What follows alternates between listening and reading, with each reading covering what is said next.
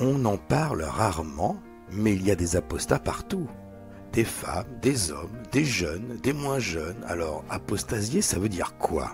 Apostasier, c'est faire le choix de quitter une croyance ou un dogme, par fidélité à soi-même, à ses convictions, ou tout simplement par fidélité à sa liberté de penser. C'est un acte de courage, parfois de survie. Un apostat, c'est quelqu'un qui ose dire non et qui décide de reprendre en main son existence. Mais ce choix n'est pas sans conséquences. Beaucoup subissent des pressions externes, menaces, rejet familial, violence, isolement. Et ces contraintes s'accompagnent souvent de souffrances intérieures, stress, dépression, parfois même des pensées suicidaires. C'est pourquoi les apostats ont besoin d'être entendus. Ils ont besoin de parler, de partager, de se reconstruire et de rencontrer d'autres apostats, des personnes qui traversent les mêmes épreuves. Le MELP, Mouvement pour l'émancipation et la liberté de penser, est une association créée pour répondre à ses besoins. Un lieu d'accueil, d'écoute et de soutien, où chaque apostat peut trouver une oreille attentive et une main tendue. Le MELP, c'est aussi de l'information, un accompagnement administratif et surtout des connexions vers des groupes d'entraide entre apostats. Parce que personne ne devrait affronter seul l'exil spirituel et humain qu'est l'apostasie.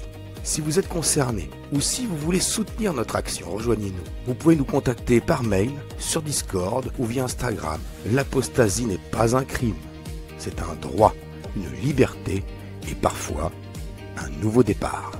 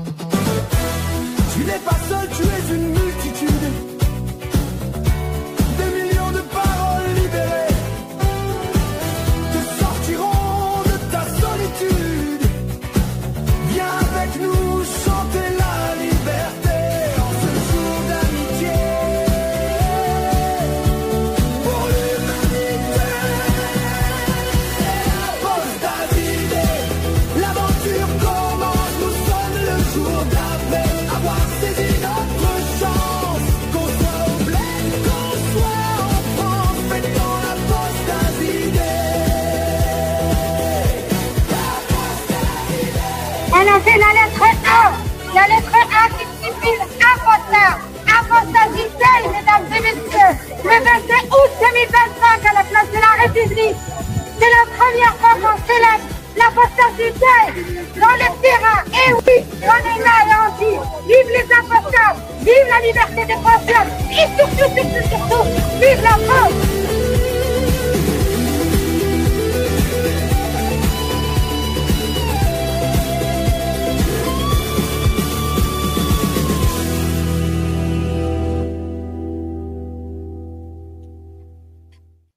Saladéloukoum, les amis, bienvenue Cyril, Ali Babal, l'Apostat Kafir.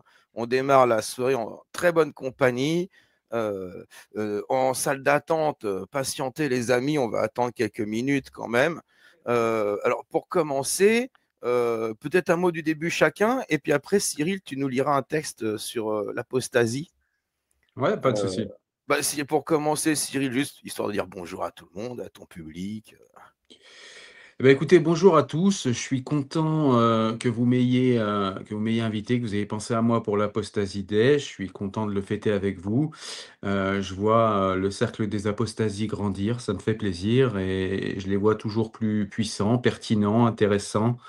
Et donc, bah, c'est hyper positif. Voilà. Moi, je suis Cyril Chevreau. J'ai une chaîne où je parle de livres, je chronique des livres, je fais quelques interviews d'auteurs. Donc voilà. Et bonsoir à tous. Bonsoir à toi, Merci. Cyril.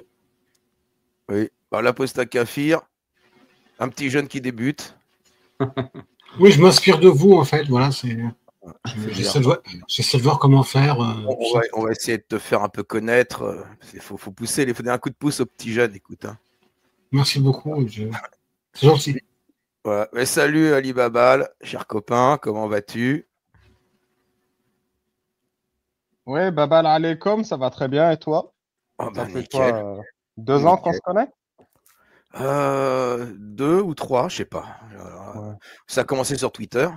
X, c'était Twitter à l'époque, peut-être. Tu faisais des spaces déjà de hadithologie. À la bonne époque, faut qu'on refasse ça, de la hadithologie.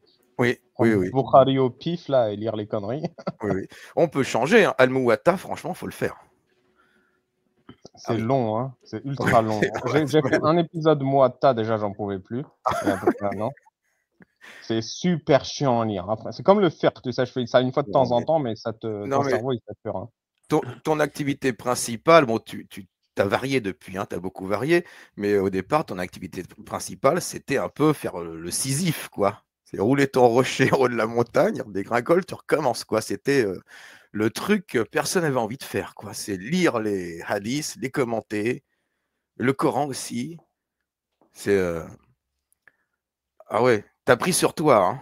En même temps, on rigolait bien, tu me diras, on rigolait pas tant. Bah, si on rigolait pas, en vrai, Ouais, j'aurais arrêté c'était depuis pas longtemps. possible. C'était pas possible. Alors, eh ben, écoute, Cyril, tu voulais nous lire un texte pour commencer sur l'apostasie? Ouais, bah, c'est un texte pour me présenter un petit peu au niveau de mon apostasie, de comment elle est intervenue, puis pour dire ce que représente pour moi l'apostasie, en partie en tout cas. Je vais essayer d'expliquer ce que c'est pour moi dans les grandes lignes. Allez, je suis parti. Donc, je vous l'ai dit, je m'appelle Cyril Chevreau, j'ai grandi en foyer de 7 à 17 ans. À 17 ans, j'ai été émancipé. Donc, j'étais majeur à 17 ans. J'ai donc grandi en foyer tout ce temps-là. Et c'est là que j'ai appris en fait la solitude, la dureté, mais aussi la force qu'on peut trouver en soi pour tenir, cette force qui me servira plus tard pour l'apostasie, mais je ne le savais pas encore. À 15 ans, j'ai donc embrassé l'islam parce que je cherchais des repères éthiques, un sens à la vie, une famille, et c'est vrai que l'islam, c'est vachement pratique, ça offre tout ça, et c'est un package complet qui demande pas beaucoup d'investissement, et il suffit qu'on revête ses vêtements de la religiosité et du dogme, et ça répond à toutes nos questions, pour peu qu'on accepte de ne plus se poser de questions, justement. Donc à 21 ans, j'ai apostasié et ce jour-là, j'ai compris que finalement, quitter une religion, c'est pas mourir, c'est pas perdre quelque chose, au contraire, c'est renaître et c'est récupérer sa capacité à penser. Donc l'apostasie n'est pas une révolte vaine pour moi, ça n'est pas non plus quelque chose de négatif au sens de perdre quelque chose, c'est plutôt une émancipation intellectuelle. Comme je l'ai dit pour ceux qui ont déjà vu sur ma chaîne mon récit, c'est grâce à Spinoza que je suis sorti de l'islam, le hasard, je suis tombé sur ce livre que j'ai toujours gardé. Vous voyez, il est un peu vieux, mais je l'ai toujours gardé avec moi. C'est ma vieille relique et c'est le traité des autorités théologiques et politiques où Spinoza nous explique à quel point les monothéismes reposent sur des travers humains, sont profondément humains et qu'il nous présente un Dieu vengeur, un Dieu anthropomorphique. Et pour lui, pour Spinoza, Dieu, c'est la nature infinie et ce qui éclaire le mieux la nature infinie, c'est la raison, mieux que n'importe quel dogme. Les livres ont été importants pour moi parce que ce sont les livres ce premier livre, mais d'autres livres qui m'ont permis ensuite d'avoir des armes intellectuelles pour ne plus redevenir musulman et pour surtout fortifier mon apostasie, c'est-à-dire continuer à avoir une pensée critique. Et c'est de Descartes ensuite que je me suis inspiré dans son discours de la méthode, qui m'a donné le courage et le goût du doute, le goût de penser par soi-même, et de comprendre que parfois, pour penser par soi-même, il faut accepter d'être seul et il faut surtout refuser d'être prisonnier des illusions, même les illusions qui sont bien chaudes et bien confortables. D'autres auteurs plus contemporains comme Amin Malouf et ses identités meurtrières, m'a ouvert les yeux sur les dangers de s'enfermer dans une seule identité, car ce qui devait nous protéger, l'identité, devient finalement une arme contre les autres et une arme aussi contre nous-mêmes. D'autres auteurs, je ne vais pas vous inonder d'auteurs, mais Boualem Sansal dans 2084, qui nous montre à quel point, je voulais parler de Boualem Sansal, on pense à lui évidemment, enfermé en Algérie. Dans 2084, il nous montre en reprenant les ressorts qu'Orwell avait mis en exergue dans 1984, à quel point, si on applique tout cela à la religion, ça fonctionne et que l'emprise religieuse peut être parfois totalitaire. Donc lire ce livre, c'est comprendre qu'une société sans liberté, et sans liberté de conscience et de pensée, c'est une société sans vie. D'autres livres aussi de contemporains, comme Crime d'honneur d'Elif Shafak, qui a mis un visage et des larmes sur la violence que justifient certaines traditions, puisque souvent les religions génèrent des traditions que parfois certains gardent même quand ils sortent de la religion. En l'occurrence, dans Crime d'honneur, elle parle de ces fameux crimes d'honneur dont on a tous entendu parler. On appelle cela de l'honneur, mais finalement, en réalité, c'est une prison pour les femmes et une trahison de l'humanité. Bref, toutes ces lectures, d'autres, je ne suis pas exhaustif ici, mais toutes ces lectures ne sont pas de simples livres. En fait, ce sont des clés qui m'ont permis de comprendre que l'apostasie n'est pas une fin, mais un commencement. Le commencement, en fait, de l'habitude de la pensée critique, le commencement de penser par soi-même, le commencement d'exercer sur soi-même avec responsabilité sa liberté. Je voudrais aussi aujourd'hui, en ce jour d'apostasie, rendre hommage à David Valla qui nous a quittés, dont j'avais chroniqué le livre qui s'appelait Terreur de jeunesse. Et David Valla, lui aussi, qui était un homme qui a su reconnaître ses erreurs, puisqu'il a été terroriste, il a tué personne, mais en tout cas, il a été jusqu'à s'entraîner en Afghanistan. Et c'est quelqu'un qui est revenu à la lumière par les livres aussi. Il l'avait raconté en prison. Il avait commencé à récupérer une pensée critique grâce aux livres. Et donc, il avait quitté les ténèbres de l'embrigadement pour retrouver la lumière de la pensée. Son parcours nous prouve, parce que David Valla était allé très loin dans le fanatisme, son parcours nous prouve que nul n'est condamné à rester prisonnier de ses chaînes, et donc prisonnier de sa religion. Donc au fond, apostasier, c'est choisir la vie, c'est préférer la dignité au mensonge, c'est marcher seul parfois, mais c'est marcher debout. On peut naître dans l'abandon, chercher un refuge dans une religion, croire trouver une famille dans un dogme, mais au bout du chemin, il n'y a qu'une seule vraie appartenance, celle de la vérité. Tout le reste n'est que masque et illusion. Et pour finir, si je devais résumer en une phrase ce que l'apostasie m'a appris à 21 ans, ce serait cela. Mieux vaut une liberté difficile à exercer et fragile qu'une servitude confortable et une servitude indestructible. Voilà, merci d'avoir eu la patience de m'écouter. Ouais, merci à toi, c'est super intro, ça fait plaisir.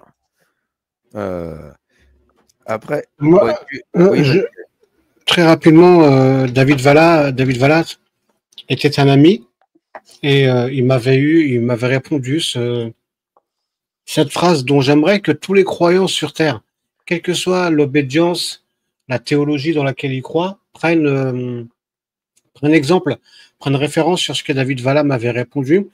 Je lui avais dit, tu sais David, moi quand je critique l'islam, des fois j'aime bien déconner, blasphémer, être même à la limite de la vulgarité, de la grossièreté, et ça me gêne par rapport à des gens comme toi, parce que je sais qu'il se définissait toujours comme croyant, mais pas forcément musulman. C'était un petit peu, mais en tout cas, il avait une croyance. Et moi, je lui ai dit, ça me gêne pour des gens comme toi, Ça me gêne pas de blesser ou de heurter le connard dogmatique qui balance des saloperies comme ça, comme Chaban, etc. J'en ai rien à foutre. Mais lui, ça me gênait. Et il m'a dit, tu sais, apostat kafir, Dieu est tellement inatteignable par les humains que tu ne peux pas me blesser. Dieu n'appartient pas à Dieu n'appartient pas à une réalité, à un espace, à un plan dans lequel il peut être atteint par une parole humaine. Alors vas-y frère, continue. Et franchement, j'aimerais que tous les dogmatiques, tous les croyants s'inspirent de ça quand ils nous disent je suis croyant, respectez ma croyance, qu'ils comprennent que Dieu est inatteignable. Il n'y a que eux qui peuvent être atteints. Et s'ils sont atteints, c'est qu'ils sont fragiles. Voilà, merci et grosse pensée pour David. Ouais, bah, grosse pensée aussi pour lui.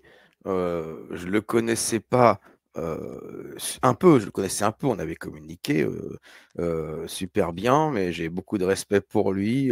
On devait faire le live que j'avais fait, un de mes préférés d'ailleurs sur le Takfir, je l'avais fait pour lui et on devait le faire ensemble.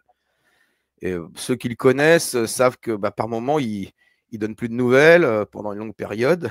Et du coup, j'étais impatient et j'ai dit, j'ai tout fait, toute cette préparation-là, on n'a qu'une envie, c'est lancer le live, quoi. Donc, je l'ai fait sans lui. Et après, il m'a recontacté en me disant, oh, c'est ballot, il faut qu'on refasse un live ensemble. Il avait proposé un sujet lui-même, il voulait, c'était quoi? La légalisation de la violence. Je ne me souviens plus du terme exact qu'il m'avait dit. Il voulait faire un live comme ça. Et là, j'ai dit, ah oui, super, je vais bosser ça. Et c'est moi qui ai procrastiné. Et puis, entre-temps, bah, malheureusement, il nous a quittés. C'est un regret de ne pas avoir pu partager des moments comme ça avec lui, alors qu'on avait juste communiqué quelques minutes. C'est tout. De ne pas le connaître davantage. Bah, en tout cas, bah, dédicace à David Valla, qui était vraiment un digne représentant de la critique de l'islam, on va dire. De l'islamisme en tout cas et de la radicalisation. Voilà. Tant qu'on est dans toutes nos présentations, Cyril, je remarque la bibliothèque derrière toi et je sais que ta chaîne est beaucoup dédiée à la lecture. Tu sais que nous avons un écrivain parmi nous. Ah oui, qui donc? Ah, oui. Oh, tu connais pas. Ouh, on va te. C'est pas moi, c'est pas Non, Bébert. c'est pas À moi. toi de Alors, deviner. il reste À toi de qui? deviner. Il reste plus que Babal, hein, Voilà. forcément. L'imam laïque. Voilà. Et Babal, donc tu as fait un premier livre à succès. Et il y en a d'autres en attente maintenant, du coup. Tu te lances dans la carrière d'écrivain. C'est ça. J'ai fini Incroyable Islam et là je me lance sur Incroyable Coran. Donc mon tafsir du Coran, à la lumière des grands savants de l'islam, rendu accessible à tous. Donc je sais que que vous soyez musulman ou pas, on sait tous que le Coran c'est chiant à lire, personne ne l'a lu, ni les croyants ni les mécréants. Et du coup, je vais vous le rendre accessible en faisant une fine analyse de ce bouquin qui est vachement bien écrit, hein. Franchement, c'est magnifique. Écoute. Et souvent on nous dit vous n'avez pas le niveau, vous n'avez pas la science pour comprendre. Juste pour vous donner une idée de c'est quoi le niveau de science des mecs qui comprennent le Coran, si tu permets, Bébert, je vous fais un petit extrait de tafsir. Vas-y. Alors, donc je regarde la sourate Shams, le soleil. Et donc, par le soleil et sa lumière, par la lune et son machin, par machin et son machin. Et donc, on a le tafsir qui nous est expliqué par Tabari. Donc, Tabari, c'est l'exégète des exégètes, le plus grand exégète au monde. Grand, pas en taille physique, hein, grand en exégétude. Et du coup, il nous dit, le verset par le soleil et par sa lumière, ça signifie que Allah jure par le soleil et par la lumière qu'il fait. Le verset 2, par la lune et parce qu'elle suit le soleil. Cela signifie que Allah veut dire que une fois que la journée est finie, vient la nuit, et après la journée, il y a la nuit avec la lune. Et la lune est parfois ronde et parfois un croissant. Et quand le soleil se couche, le croissant est visible. Voilà ce que veut dire ce verset. Ensuite, il dit par le jour quand il illumine. Donc le verset 3 de la sourate, le soleil. Attends, je t'interromps vite fait sur le premier verset que tu m'as dit. Je préfère largement la version de Charles Trenet, le soleil a rendez-vous avec la lune, mais la lune n'est pas là. Mais la lune est là, mais le soleil ne le sait pas. Ça, c'est C'est beaucoup plus poétique, je trouve. C'est mieux écrit que le D'ailleurs, Coran. moi, Excuse-moi, à l'époque, Charles Trenet écrit mieux qu'Allah. Hein. Pour moi, désolé. Hein. à C'est bon. l'époque, j'avais demandé à la Lune, elle m'avait dit qu'elle savait pas. Mais ça, c'est une autre histoire. Ah ouais? Ah, Ouais. mince. Ouais, mais est-ce que tu as visé la Lune? Le point levé?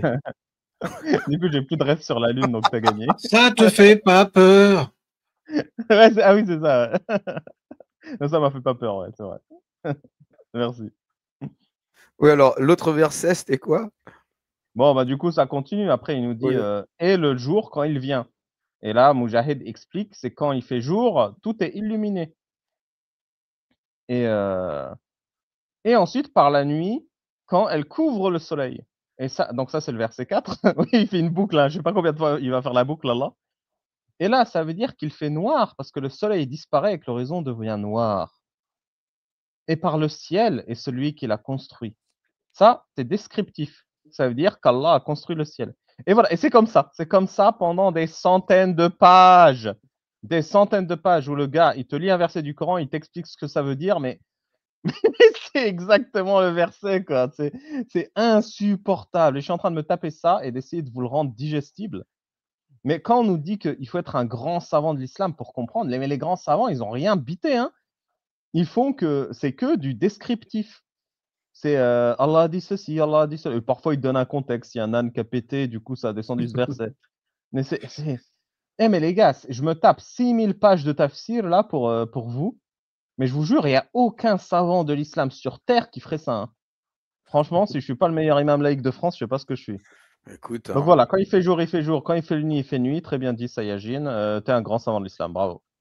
en fait, Allah, c'était la palisse. Ou c'est les savants qui sont ils font de la C'est ça. palissade, quoi, sur la palissade. C'est ça. Oui, Ah mais oui. qui, il y a 1400 ans, pouvait savoir que quand il fait jour et que quand il fait nuit? Qui? Voilà. Subhanallah. Qui, à Non, mais 1400 ans, pouvait savoir là, ça? c'est trop terre à terre, Bostak à faire. Là, ils disent que quand il fait jour, il fait plus nuit. Et quand il fait nuit, il fait plus jour. Alors, tu vois, là, il y a du level. Ah, c'est comme quand tu pompes sur ton voisin et que tu veux changer un petit peu tu vois, pour pas faire trop copier-coller, quoi. Ah ouais, c'est malin. Oh là là, je te jure. Ah ouais. Bon, bah, écoutez, vous avez un truc à ajouter ou je vais commencer à faire monter Donc voilà, achetez mon livre, Incroyable Islam Oui, sur Amazon. alors oui, on achète déjà ton livre Incroyable Islam, numéro 1 des ventes à l'époque. Je ne sais pas si c'est toujours le cas. Mais en Je tout suis cas, toujours devant le Coran sur Amazon. c'est toujours devant le Coran sur Amazon. C'est Incroyable Islam de l'imam Ali. N'hésite pas à m'envoyer, Babal, un service presse si tu veux, et je le chroniquerai sur ma chaîne avec grand plaisir. Alors, je ne sais pas c'est quoi un service presse, mais on peut se connecter. Comment je te contacte? Il y a ton contact sur ta chaîne? Ouais, sans problème. Bah allez, je t'envoie. Par mail, sans problème. Ça marche, je te contacte. Allez, pas de souci. Ouais. Et puis le prochain livre qui sera Incroyable le Coran.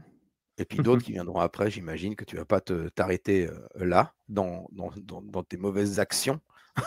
Non, mais après, j'en travaille 3 en même temps, mais celui qui va oui. sortir le plus vite, là, cette année, c'est Incroyable Coran. Mais les 2 autres, c'est Le Mono-Sourcil, une biographie complète du prophète Mohammed, et les 40 hadiths de Babal, où je compile les 40 hadiths les plus stupides et je les édite. Ah oui. Voilà. Oui. Ça va être bien celui-là. Ah, je sens qu'il va être bien. Il y aura le Siwak et le Pokémon. Ah ouais, je dis rien. On dit rien. Donc, Mais on sait tous. Oui, on sait tous, voilà. Alors, dans l'ordre d'arrivée, à moins que vous ayez un truc à ajouter encore, hein, les amis, parce que je ne vais pas vous couper, hein, poursuivre. Non. On parlera, je ne sais pas si Elsa pourra venir ce soir, si c'est comme Jérém, après toute la pression qu'ils ont eue toute la journée, leur manifestation sur Paris. J'avais dit hors ligne, mais je le dis là pour les gens qui nous écoutent. Jérém qui a participé à la manifestation Place de République avec Elsa. Super manifestation qui était visible en direct sur TikTok. Hein. Que j'ai regardé en grande partie. C'était super, très bien organisé, très sérieux. Ça s'est super bien passé, mais on sent forcément qu'après, il y avait la crainte avant. Hein. Ça faisait un peu peur quand même pour les participants. La crainte, la tension nerveuse. Donc, je sais que Jérém voulait monter Et puis, il m'a contacté pour me dire, non, là, désolé, je m'écroule, je vais au lit, j'en peux plus, j'ai toute la tension qui redescend là. Donc voilà. Alors, salut. Alors, Certains, oui. pardon, très rapidement, vous devez savoir que certains croyants étaient là à la manif et prenaient des photos et ont essayé d'intimider les participants par leur présence, par leur prise de photos, par leur manière de dire on vous suit pour essayer de voir où vous allez rentrer, etc. Certains croyants qui ont été, pour certains, ils ont été identifiés. Certains croyants ont essayé de mettre une pression aux participants de cette manifestation. C'est pour vous dire le niveau. Que dans un pays dans lequel une manifestation est administrativement acceptée, administrativement organisée, tout ce qu'il faut, etc., il y a quand même des gens qui se sont dit, nous, on va essayer d'être un petit peu beaucoup même, un petit peu à côté de la loi pour mettre une pression avec des méthodes de mafiosie. C'est vraiment ce qui explique pourquoi ce combat il est nécessaire.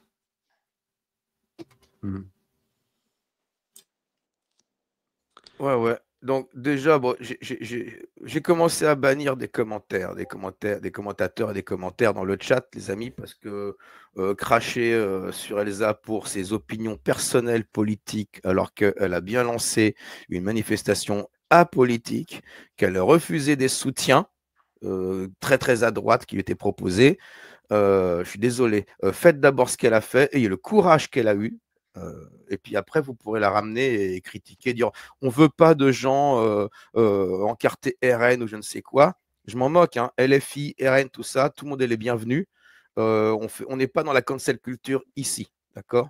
C'est un mouvement apolitique qui rassemble tous les libres penseurs et les gens qui sont pour la liberté de conscience, hein, pour la liberté d'opinion, la liberté d'expression. Quelle que soit leur orientation politique. Tout le monde est le bienvenu ici. On ne commence pas à vouloir dire un tel, il pense ceci, un tel, il est tel parti politique, on s'en fout complètement. Hein. Donc ceux qui commencent à vouloir faire de la cancel culture, c'est moi qui les cancel. Ça, c'est réglé. Hein. Ah oui, non. Et puis Elsa, elle a dit, je ferai, je vais faire, et elle a fait. Ça se respecte. Voilà, exactement. Donc, gros respect pour elle. Et elle a montré, en plus de ça, que ça n'était pas de l'amateurisme parce qu'elle a son association, elle a pris contact avec la préfecture, elle a respecté toutes les normes et les règles imposées, tous les critères. Ça s'est très bien passé, il n'y a eu aucun incident. Et donc là, elle a gagné en crédibilité, ne serait-ce qu'auprès de la préfecture. Et ça, c'est pas rien, hein, parce que organiser des manifestations, c'est pas rien. Hein. Donc, non, c'est un travail sérieux qui mérite le respect et qui demandait beaucoup de courage. Voilà. Donc, je vais commencer petit à petit à faire monter les gens qui attendent dans l'ordre d'arrivée. Hein. Je vais faire monter donc Sherazade qui était arrivé en premier, qui pourra nous parler un peu du MELP, de ce que fait l'association Le MELP. Je sais qu'il y a Chera Posta, notre ami belge, il y a Vivia Posta aussi. Alors, salut Sherazade. Salut. Bonsoir à toi, Sherazade. Bonsoir. Salut. Salut, voilà. Bonsoir. Donc, tu peux nous parler du MELP? Bon, allez, si tu insistes. Allez, j'insiste, hein, c'est parce que j'insiste lourdement hein, que tu es obligé de le faire. Ah bah, sinon, j'en parlerai jamais, attends. Ah oui, bien sûr. Donc, le MELP, c'est un mouvement pour l'émancipation et la liberté de penser.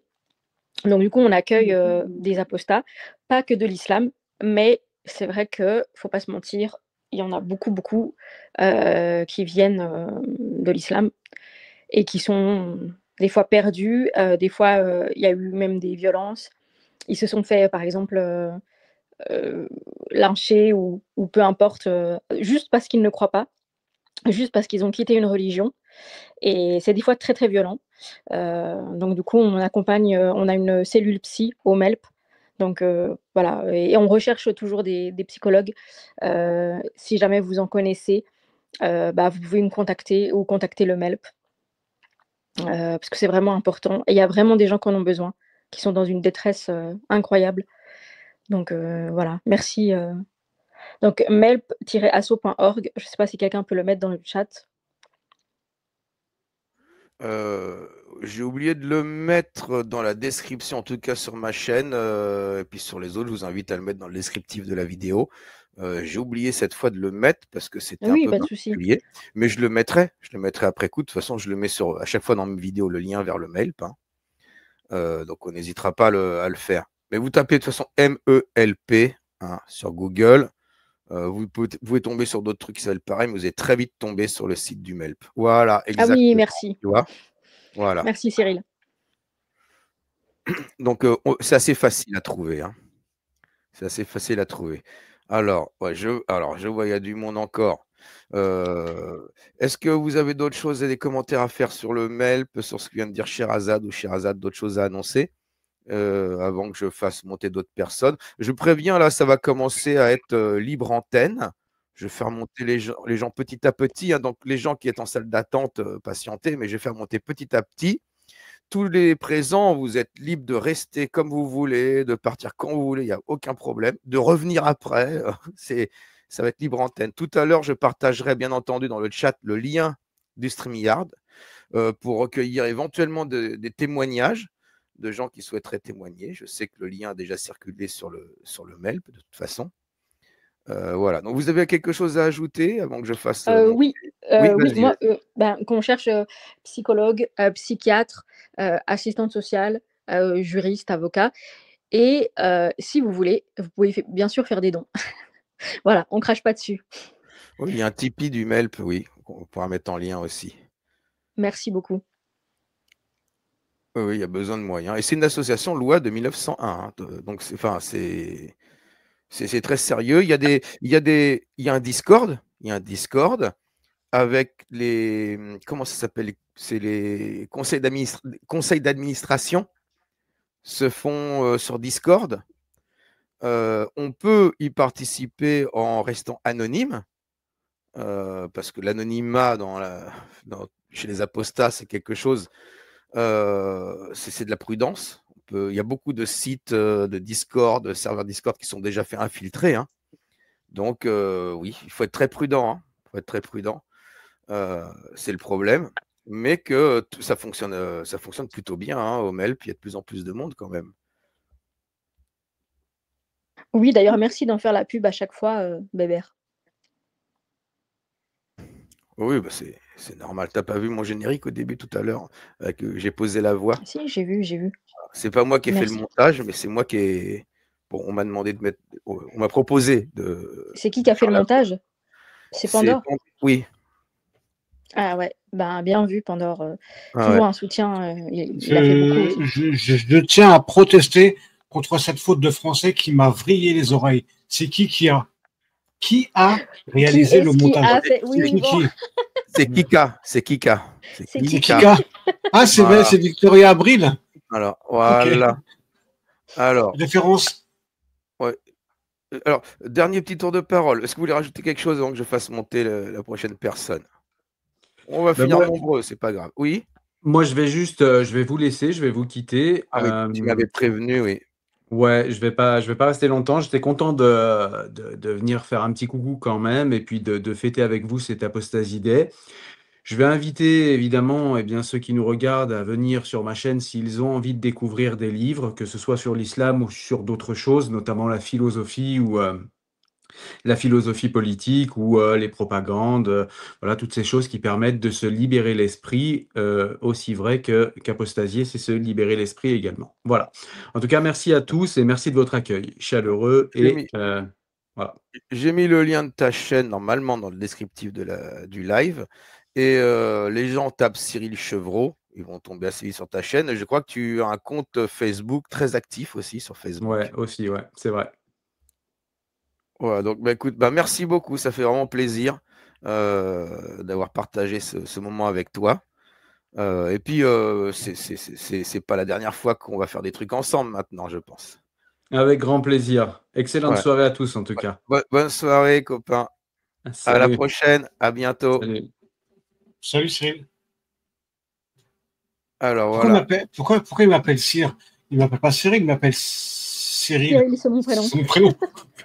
Sire, vous pouvez m'avancer comme un con, j'ai oublié ma bourse. Non, il disait, c'était en marocain, il disait Sir, Sir. Ah, c'est tout. Humour, blague. Ha, ha, ha. Non, je pense que t'as pas la rêve, tu regardes pas Kaamelott. Ah non, oui, non, je connais pas. Bah, Kaamelott, vous savez, c'est pas mon truc. Je sais Non, que non, là, on j'ai l'a bien 3 vu. spécialistes. Bon, je... C'est vous ça n'allez votre pas m'emmerder spécialiste? avec ça quand même. Bah attends, toi, l'Apostat Kafir, Alibaba, le Kaamelott, vous connaissez tout par cœur. Ah bah, peut-être pas tout par cœur, mais on connaît, on a une base. Voilà, moi, j'ai aucune base. Moi, je suis Toi, rien que le redoublant. mot vocabulaire, t'es pas sûr à 100%. Voilà, oui, je sais que c'est une ref encore, mais que je connais pas, donc je t'emmerde. Allez, on va. Je vais faire monter Cheikh Aposta, le L'agression. Cheikh alors, des salut. Apostats, qui est une femme qui nous vient de Belgique, du Belgiquistan. Comment ça va, ma chère? Salut. Ça va très bien, merci. Et toi? Bah écoute, ça va, c'est tranquille. C'est une bonne journée. Je suis très content de ce que j'ai vu aujourd'hui, et surtout sur Paris. Là, ça m'a vraiment ému. Et là, je suis content d'être avec vous ce soir et de fêter l'Apostasie Day comme il se doit et de parler d'apostasie avec les uns les autres. Donc tu souhaites, tu souhaites te présenter déjà et puis après nous dire ce que tu as envie, ce qui te passe par la tête. Ok, donc voilà, je me présente, je suis Cheikh Aposta, le prophète des apostats. Donc ma particularité, c'est que je déconstruis l'islam. D'ailleurs, vous l'avez vu avec mes threads, avec la science, avec l'histoire. Ici, je suis en train d'écrire, enfin, j'ai terminé l'écriture d'un thread par rapport au chiisme. Et en fait, par rapport au sunnisme, aussi avec tous les hadiths, pour dire qu'en fait, les hadiths, ils existaient vraiment depuis l'époque de Mohammed. Donc, les hadiths... Salala wa salala wa salala wa salala. Non, mais pour dire vraiment que tous les hadiths horribles qu'on connaît, en fait, ils n'ont pas été inventés tardivement. Donc, les hadiths sunnites, hein, ils n'ont pas été inventés tardivement. Ils ont été vraiment écrits à l'époque de Mohammed. Et donc, je ne vais pas trop spoiler mon prochain thread, mais c'est ça que je vais mettre, que je mettrai. Et pour moi, la critique de l'islam, en fait, c'est pour moi ouvrir les esprits des gens. Je veux dire, même quand je débat avec des musulmans avec force, et ben en fait, c'est pour les forcer à réfléchir. Quand ils n'arrivent pas à te contredire,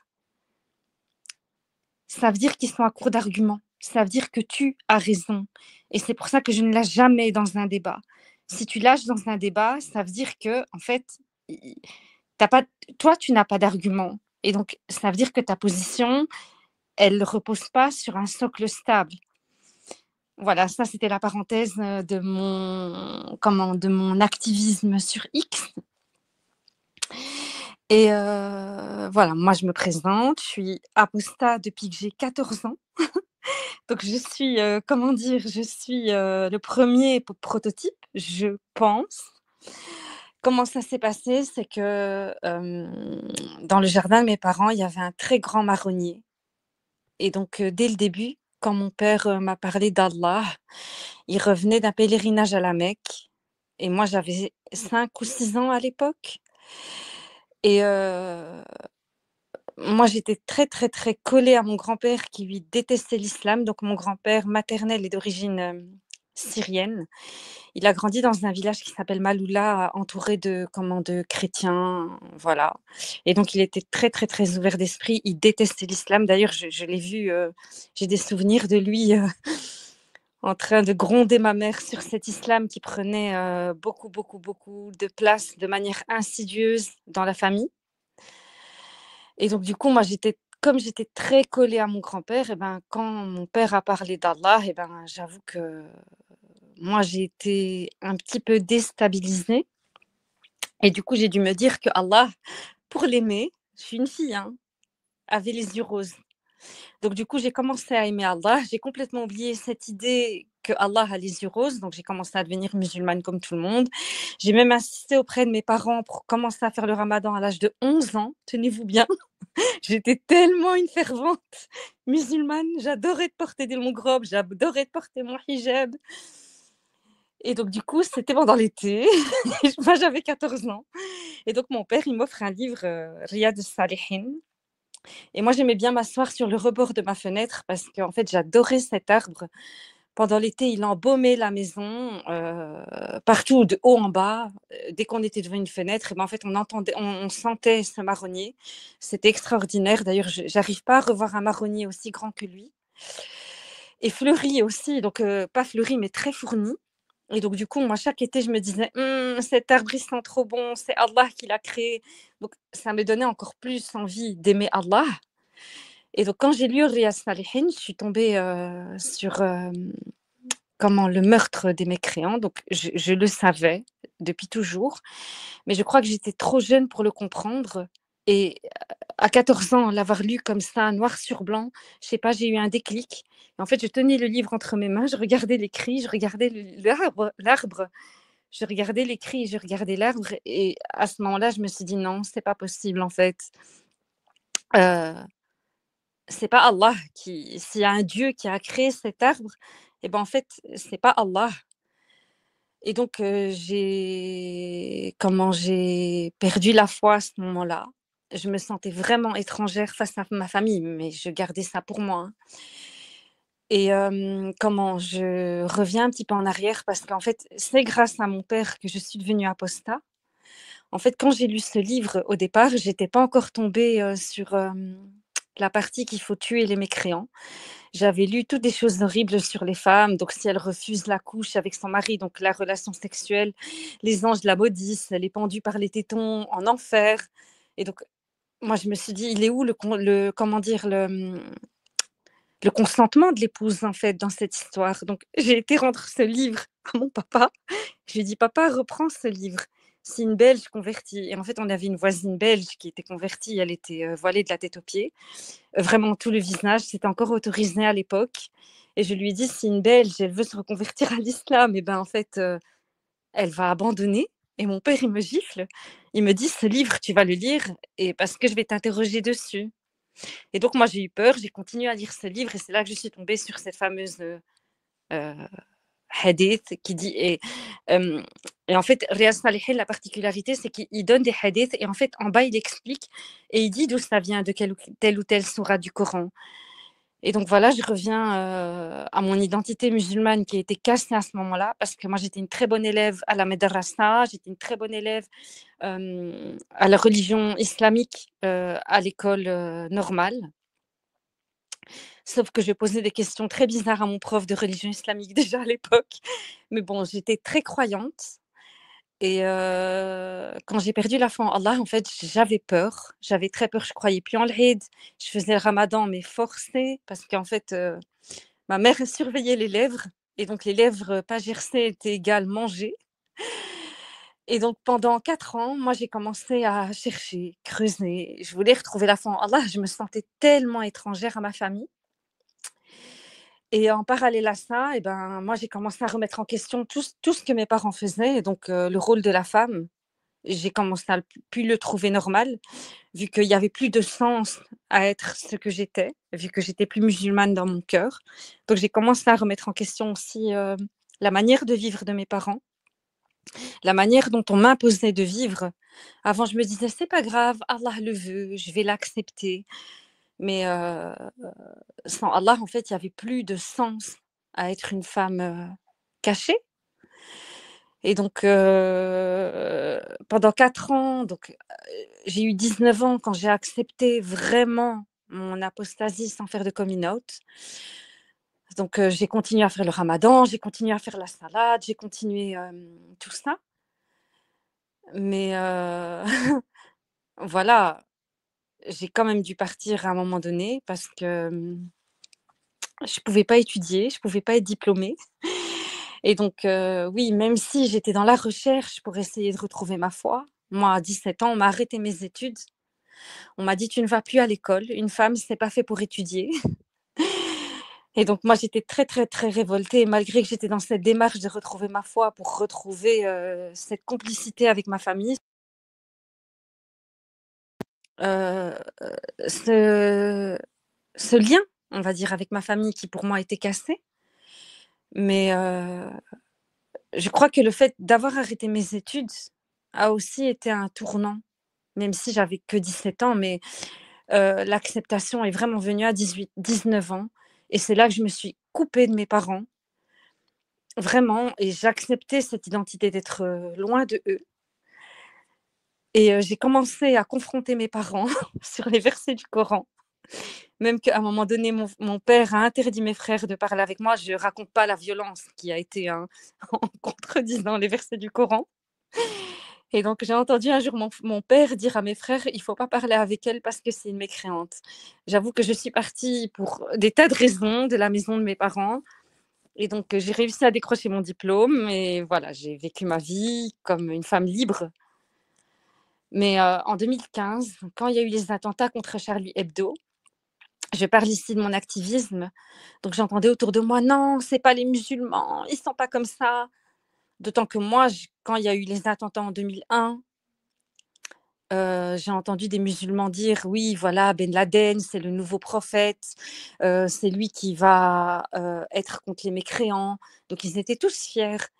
Et quand j'ai vu que les musulmans, en fait, ils cachaient au monde leur vraie intention, j'ai créé une page avec un ami. Donc, Apostat, ex-musulman et fier de l'être, qui était très vu, avec des millions de vues. Et j'étais un des followers. J'étais un des followers de cette page. Ah ouais? Ah, je te promets. C'est là où j'ai commencé. C'est là où j'ai commencé mon militantisme. Et tu as dû voir à l'époque qu'il y avait des centaines et des centaines et des centaines de pages. Beretak Hal. Si tu te rappelles à l'époque. Il y avait aussi, comment il s'appelle, Nader Abou Anas et Rachid Abou Deifa qui faisaient énormément de contenu. Et nous, on était toujours censurés, y compris par le Muslim Show. J'étais accompagné en tout cas à cette époque parce que je relayais beaucoup ce que tu publiais sur cette page. Oui, je m'en souviens. Ça me fait rire cette époque, je t'assure. On était même sur le Baltog. Je ne sais pas si vous vous rappelez du Baltog, la plateforme. Et donc, tous les soirs, je me connectais avec mon ami, avec un professeur de la Sorbonne et avec un militant égyptien. Je ne me rappelle plus de son nom. Il est très connu. Et donc, on parlait avec les gens du monde arabe, en fait. On essayait de les sortir de l'islam. Et c'était une très belle époque pour moi. Mais voilà, en 2021, on a eu tellement marre des censures de Facebook. Donc, chaque fois, la page était censurée, on revenait. On a été censuré au moins plus de 20 fois avec cette page. Donc, à chaque fois, perdre des millions d'abonnés. On a été découragés, d'autant que moi, j'avais été bannie définitivement de Twitter en 2019 à cause d'un tweet. Donc, mon tweet qui a fait que même mon numéro de téléphone, il a été retenu par Twitter. Donc, je ne savais plus du tout créer de compte, d'où le fait que j'ai eu ce désert aussi long. En fait, quand il y a eu les attentats de Christchurch et que la maire de Nouvelle-Zélande avait porté le hijab, moi, j'avais dit, pour soutenir les victimes de l'attentat de Christchurch, je vais aller tuer des mécréants et je vais dire Allahu Akbar en criant Allahu Akbar. J'avais dit qu'il fallait être solidaire avec les gens, pas avec le dogme. Je ne comprenais pas pourquoi ce signe de solidarité avec le hijab et du coup, j'ai été bannie. Tu t'appelais bien Imamet sur X, enfin Twitter. Pardon? Tu t'appelais Imamet ou c'était pas toi à l'époque? Non, c'était toujours Cheikh Apostat. Ok. C'était toujours Cheikh Apostat. Cher Apostat, je me parce que tu as vu, j'ai fait monter plein de monde. Oui, j'ai vu ça. Il y en a qui doivent se coucher qui doivent se coucher tôt, qui sont très fatigués. Il y a Vivi Apostat, j'aimerais bien qu'il puisse remonter parce qu'il y avait quelque chose à lire de la place pour Régulus qui ne peut pas monter ce soir. Ou sinon je le ferai moi, c'est pas grave. Mais en priorité, j'aimerais bien faire parler Jérém parce qu'il était sur place à Paris aujourd'hui. Il est épuisé, nerveusement, je pense. Il n'a qu'une envie, c'est de pouvoir se reposer, se coucher. Donc, il a la gentillesse de monter, nous parler un petit peu de ce qui s'est passé et puis aussi de sa critique de l'islam, de ses trades, ses excellents trades et son excellent travail dans la critique de l'islam. Vas-y, Jérém, je te laisse la parole, donc te présenter, puis nous parler de ce que tu veux d'ailleurs.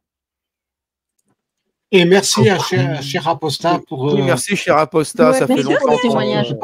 Non, mais ça fait longtemps qu'on. Bon, longtemps, ça fait un peu de temps quand même qu'on se connaît, Oui.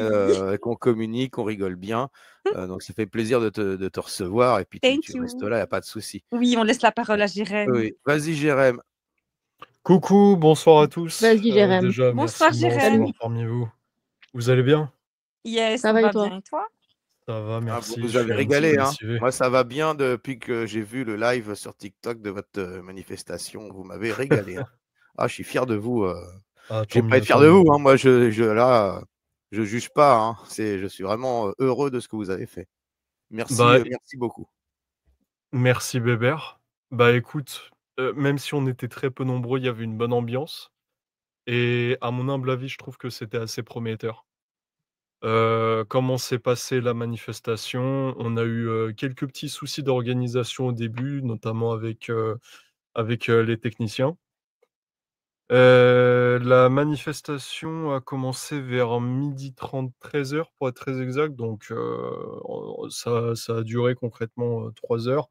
Et en 3 heures, on a eu le temps de présenter ce qu'était l'apostasie, pourquoi on militait, pourquoi on était là. On a parlé de Boualem Sansal, on a parlé de Majid Doukacha, on a parlé de comment dire? De Vivi Apostat. De Vivi Apostat, tout à fait. On a parlé de la peine de mort pour apostasie, on a parlé de sujets un petit peu piquants. Exactement. Momika, la Marocaine enfermée. Oui. Tout à fait. Je te laisse continuer, c'est moi qui coupe. Tout à fait, on a parlé de, comment dire? Des victimes, du crime d'apostasie en Iran, au Pakistan. On a parlé de Salwan Momika. On a parlé de Charlie Hebdo.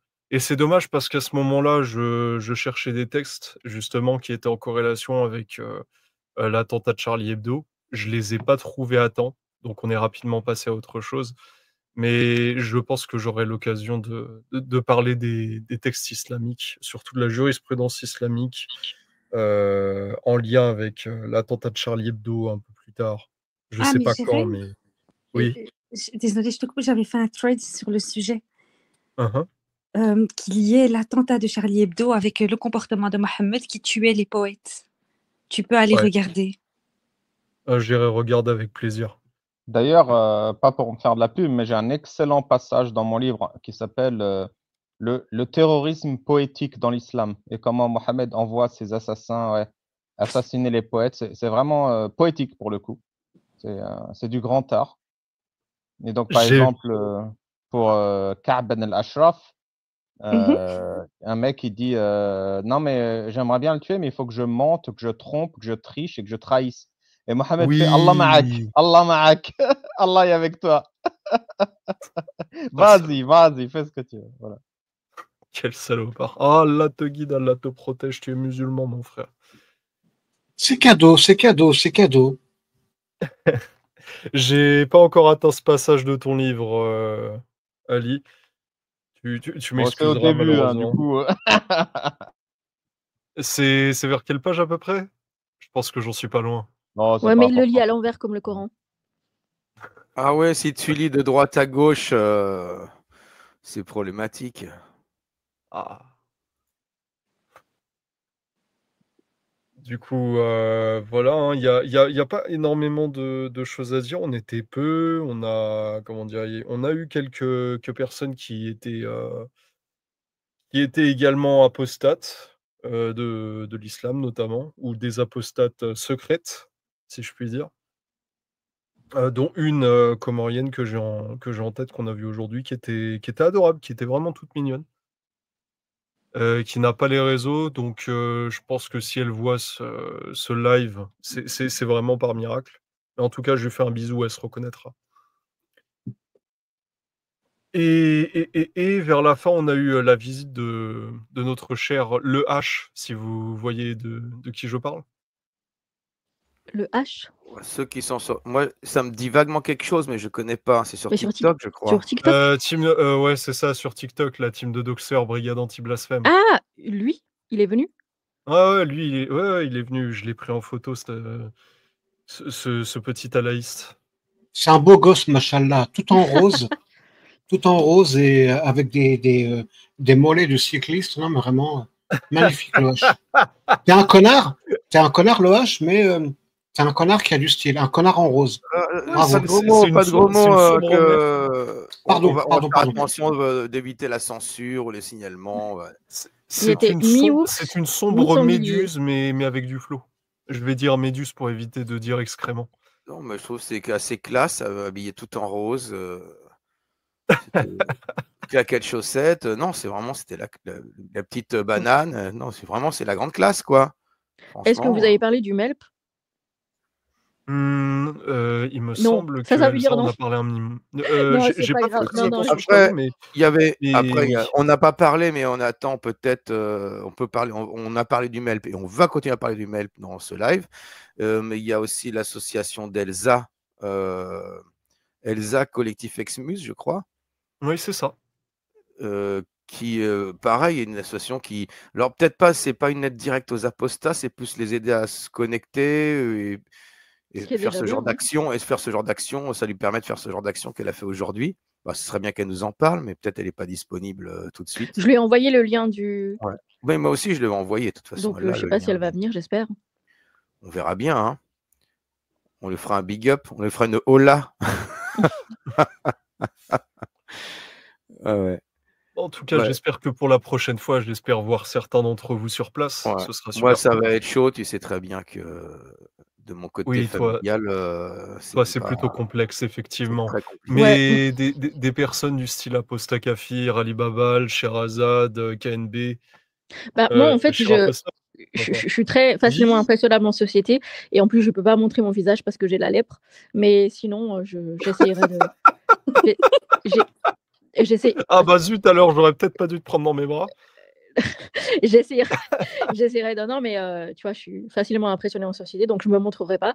Mais c'est pas grave, je vous soutiens psychologiquement. Et je suis pas sur Paris, donc voilà, c'est un peu compliqué, mais j'essaierai de m'organiser.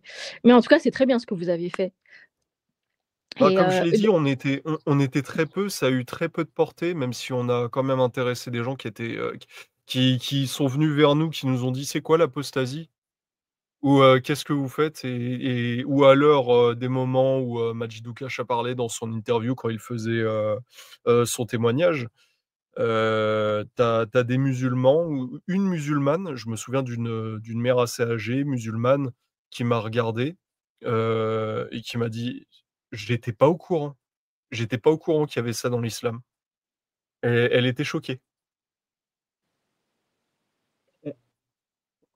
Je bois mon café froid, mes excuses. Oui. Salut Vivi. Donc oui, des personnes comme ça, on en a eu. On en a eu très peu, mais on en a eu. Coucou Vivi. Salut Momo, salut Vivi, salut KNB. Oui, salut tout le monde. Oui, je passe salut mes KNB, Pierre, Vivi, Momo. Salut les amis. On essaiera de vous faire intervenir dans l'ordre. Après, si un truc vous interpelle, vous pouvez, hein, mais j'aimerais bien pouvoir vous présenter. Et sinon, Jérém, j'ai vu aussi que c'était Elsa qui disait vous avez croisé un musulman qui était venu exprès pour vous soutenir. Ouais, tout à fait. Tout à fait. Un musulman qui nous a soutenus. Il y en a un autre qui est souvent sur les lives TikTok, qui a carrément fait un câlin à Géronimo, si vous voyez de qui il s'agit. Oui, lui, il est chrétien. C'est ça. Apostat de l'athéisme, comme il dit. C'est pas mal. C'est vrai qu'on peut, pourquoi pas. Écoute. Moi, je suis apostat de l'humanisme. Je suis. Pourquoi pas? Pourquoi pas? En tout cas, il y a des fois où les choses qui sont faites dans l'amateurisme ne sont pas des choses qui puent et sont des choses qui valent bien mieux que ceux qui ne font rien. Absolument. Parce que Elsa a dit je vais faire, Elsa a dit je suis en train de faire, Elsa a dit je ferai et Elsa a fait. Donc big respect à elle. Big respect à elle. Franchement, bravo. Absolument. Absolument. Après, je vais pas vous mentir, les premiers arrivés, il me semble, c'était un gars, un Martiniquais, si je dis pas de bêtises, qui était avec nous, super sympathique et Imam Bob, si vous voyez de qui il s'agit, et Ah moi-même. oui, oui, À oui. partir de 11h, on était sur place à République et on voyait personne. Pendant une quarantaine de minutes, on s'est dit: «Mais merde, ils sont où?» Du coup, on a commencé à se dire: «Si ça se trouve, c'est annulé ou alors si ça se trouve, il y a un problème d'organisation ou si ça se trouve, elle a oublié». On a commencé à s'inquiéter Et là, tu étais en et avance pour une fois, Jérém. non, j'étais pas en avance, j'étais pile à l'heure, attention. Donc voilà, tu étais pas le dernier, on va dire. Non, non, ne lui fout pas en l'air sa réputation quand même. Il était pas en avance. Exactement, Voilà. exactement. Oh. Bah, écoute, on fait tourner un peu la parole et puis surtout, vous restez là tant que vous vous sentez de rester là, et vous intervenez, hein. Ah, avec Moi, grand plaisir. ouais, alors, C'est marrant parce Juste que oui, avant qu'on fasse tourner la parole, oui, je me permets, de me faire un petit peu de pub, si vous me le vas-y. Ah permettez? oui, oui, oui, oh, bah, bien sûr. Merci beaucoup. Alors pour ceux qui me connaissent pas, moi sur les réseaux c'est Emiya, vous pouvez m'appeler Jérém, c'est mon nom. Je ne me cache pas. Ce que je fais, ou plutôt la particularité de mon compte, sur Twitter, c'est de faire des threads en lien avec les textes islamiques, où j'expose par thème des arguments qu'utilisent les musulmans ou ce qu'on appelle les islamo-gauchistes pour défendre, l'islam, ou plutôt les islamo-partisans, comme je les appelle, ceux qui défendent un petit peu l'islam, envers et contre tout, alors qu'ils ne savent même pas de quoi ils parlent. Et j'utilise leurs arguments de défense pour les retourner contre eux. Donc, j'affiche, les versets du Coran, j'utilise des tafasirs, j'utilise des hadiths, j'utilise, des passages de la sira pour appuyer mes arguments.